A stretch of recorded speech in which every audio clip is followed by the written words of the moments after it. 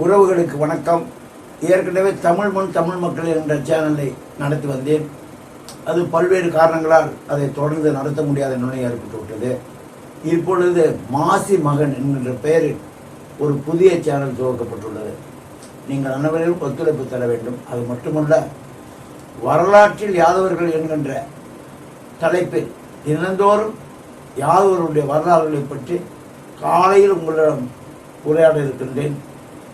அதோடு மட்டுமல்ல, பல்வேறு யாதவ பிரமுகர்கள், முக்கிய பிரமுகர்களை அழைத்து பட்டிமன்றம், உரையாடல், கேள்வி பேட்டிகள் வர இருக்கின்றன.